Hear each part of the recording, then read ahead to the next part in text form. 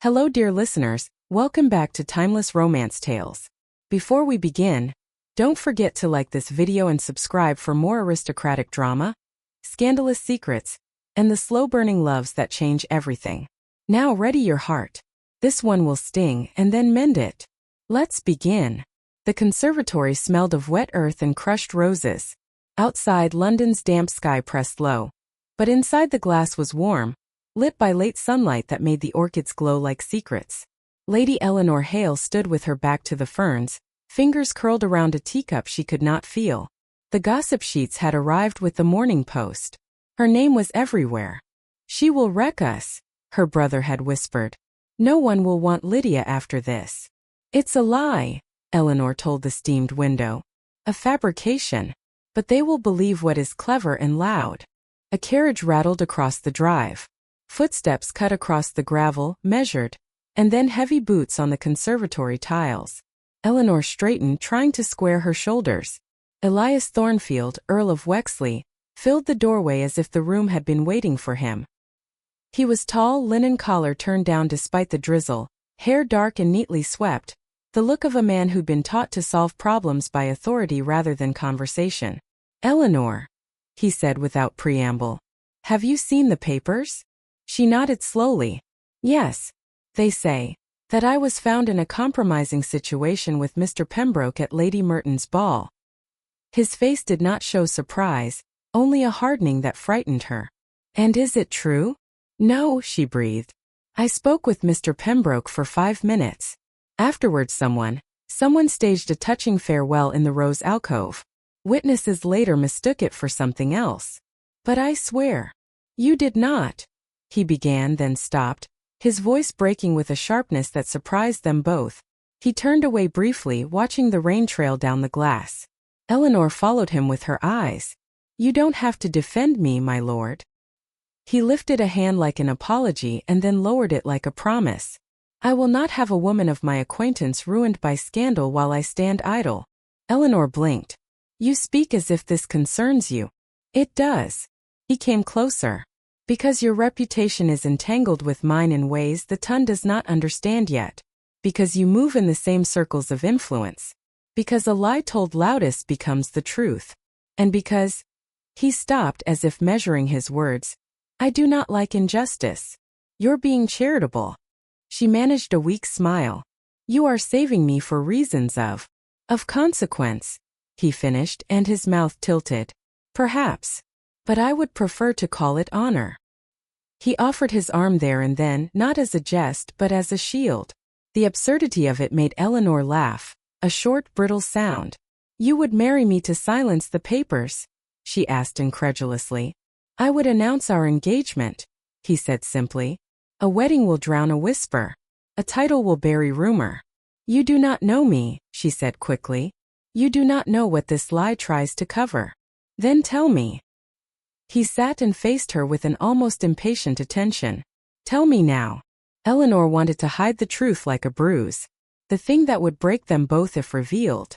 She had seen ledgers and letters at Pembroke's house, evidence of embezzlement from the charity fund supposed to feed the workhouse children. She had confronted him in private. He tried to intimidate her. Then someone turned an ugly struggle into romance for the tongue to chew on. She had not told anyone. Because who would believe a young lady accusing a well-loved gentleman of stealing from the poor? She told him anyway. Elias listened without interrupting. When she finished, rain tapped the glass like small, impatient fingers. "Why didn't you come to me sooner?" he asked finally, not unkindly. "Because I am not accustomed to being believed," she said. "Because women are taught silence. Because I thought I could write this myself." He pressed his fingertips together. "And you paid the price." She felt shame prick her skin. "I should never have let fate put my sister's prospects at risk." "You did what you thought right," he said. "That counts for something." Silence settled between them, thick and watchful. Then Elias stood and walked to the door. "Listen to me, Elinor. I will call on your father tonight. But when I do, I will offer him something that will fix this situation." "You will propose." Her voice rose in disbelief. "I will make an offer that the papers cannot drown." His eyes were like flint and port wine. "I will ask for your hand." We will announce our engagement tomorrow. The scandal will be forgotten. You're sure? She whispered.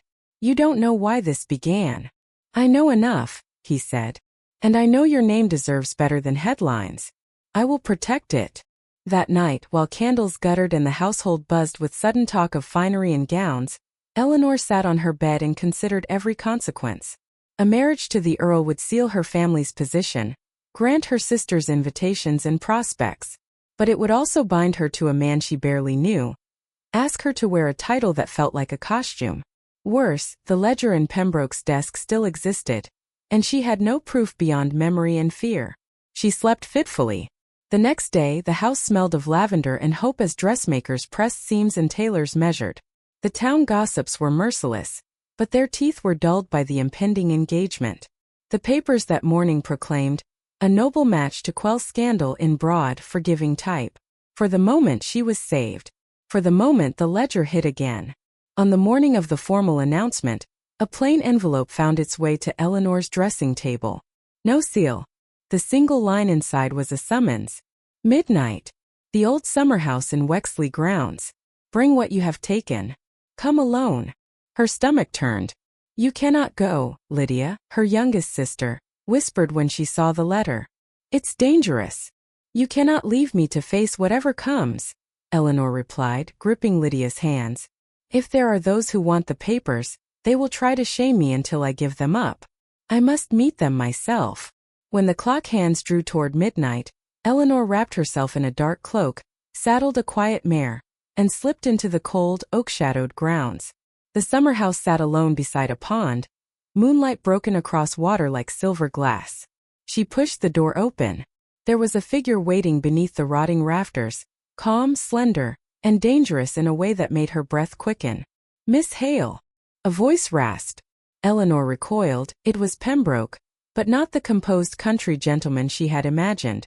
I told you to return what is mine. You stole from charity, she answered. You stole from children. His laugh was hollow. You think you are righteous? Fool. You must be stopped. He drew himself forward, and Elinor saw then how easily the man had learned menace. He reached into his coat for a pistol. The cold metal felt like destiny. A shot cracked the night. Stay where you are. Elias stood in the doorway, cloak dripping from the rain, pistol raised with an absolute authority. He moved with that unerring efficiency of a man who had spent decades making decisions for others. Pembroke froze, eyes flicking from Elinor to Elias. You! Lower your weapon, Elias commanded quietly. You have two choices. Exile by first light, or public disgrace with the full weight of the law. I have already spoken to men who will ensure justice. Pembroke faltered, hand trembling. You cannot. You will leave England by dawn, Elias said. If you are found here tomorrow, you will be hanged. Pembroke's bravado snapped. He bolted, stumbling into the hedgerow, vanishing like a bad memory. Elias lowered his pistol slowly and came to stand beside Elinor. For a heartbeat, the night held no more danger, only the one person whose nearness made her think of more delicate things. Future rooms, quiet breakfasts, and a hand that might one day hold hers for reasons other than rescue. You should not have gone alone, Elias said, voice softer now. I could not let him get away, she said. I could not let the children be robbed. You did the right thing, he told her. But you are not meant to do such things alone. She looked up at him. Why did you help me? Elias hesitated, gaze dropping to the water by the summer house where moonlight broke like a seam. Because I hate injustice. Because I cannot abide a falsehood being louder than truth. And because when I first saw the scrawl in the papers, your name, it felt like a personal offense. You're very kind to make my life worse and then fix it, she said, trying to laugh. He offered his arm. Then let us face the world together. They returned to the manor as the east brushed gray along the horizon. The engagement was announced in a quiet letter to newspapers that turned scandal into celebration. For now the household heaved a relieved breath. Elinor found that being the center of a noble match was less suffocating and more strange. People smiled at her differently, doors were open, and Lydia's suitors returned with renewed enthusiasm. But behind every polite smile, a ledger still existed. The money would be traced. The workhouse children would be fed once more. Elias saw to the magistrates and the quiet procedures. He ensured the charity was restored without exposing how Elinor procured the evidence. Weeks later, at a private breakfast in the library, Elias and Elinor shared a slow conversation in which they slow burned through the thorns that had bound them together. "Do you resent me?" she asked, spoon still hovering over tea. "For what?" he said. "For making a proposal to bury my scandal." Elias smiled, something like a confession in his eyes. "I am not Pride's steward. I am a man who dislikes suffering and prefers to act. If that makes me an unexpected savior, I will accept the title." She studied him. "Do you regret it?" He reached across the table and took her hand, warm and honest. "Not for a moment." Elinor felt something like hope unfurl. Maybe this marriage would be a bargain at first. A necessary thing to keep her family whole, but bargains changed shape when both parties began to like one another. Conversation became a private language. Touches became not merely functional but an exchange of small intimacies. They walked the gardens and argued gently about books. They scolded servants together. And Elias introduced Elinor to ways of doing good that used his influence rather than her secrecy. On the morning of their wedding, when she stepped into the aisle and saw Elias waiting, something tender and inevitable settled into her chest. He looked at her as if he had carried this moment long inside him. When they exchanged vows and kissed, the congregation hummed and the world, for a breath, seemed kinder. Later, in the carriage that carried them away, she leaned against him and whispered, "You were right to stand up for me." He kissed her temple. "And you were right to stand up for those children." She smiled. Do you think of me differently? Now that the truth is slightly less hidden." He curled his hand around hers until it felt like an anchor. "I think of you with admiration. With a quiet awe. I suspect, Elinor, that in time I will think of you as the woman I am proud to call my wife, in every sense of the word." She rested her head against his shoulder and closed her eyes. Outside, the road unspooled toward a shared future. Inside, the carriage smelled of rosewater and damp wool and promise. Some scandals, she thought as sleep threatened, do not bury everything. They unearth what matters most: courage, stubborn heart, and the unexpected shelter of a man who will choose you in plain daylight. And with Elias at her side, Elinor understood that being saved need not mean being owned. It could mean being seen, and then slowly being loved.